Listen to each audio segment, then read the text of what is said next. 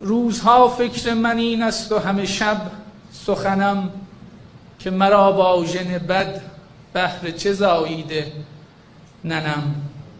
از کجا آمده ام؟ از شکم مامانم. به کجا می روم؟ آنجا که بپوسد کفنم.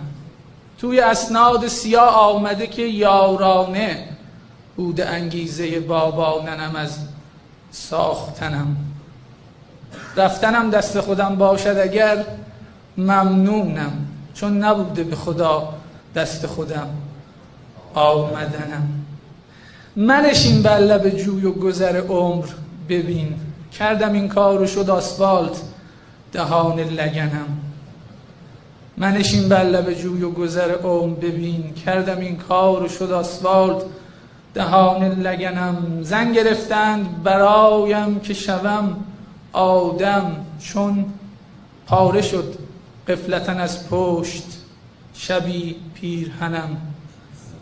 تا به سر منزل مقصود رسد بار کجم، دادم افسار دل خر شده ام را به زنم. یا رب این نوگل خندان که سپردی به منش، خارش آنقدر زیاده است که جر خورده تنم. اگر از طاعت سرکار کنم سرپیچی، می شود یک سر سرویس به دستش دهنم.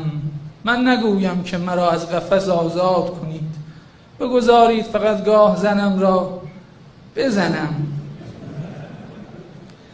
دارم از کیسه یارانم امرار معاش، میدهم سور به شکرانه عیش خفنم. از گلستانه چه بوی علفی می آید، خوش به حالم که مهیاست خوراک چمنم. دولتا بنده پرفایده را خوب بدوش، چون که در شیردهی لنگه گاو حسنم.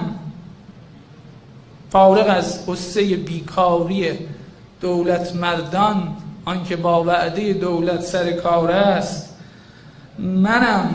نیستم البته از دولتمان ناراضی، بلکه ناراضی از اخلاق گل خیشتنم.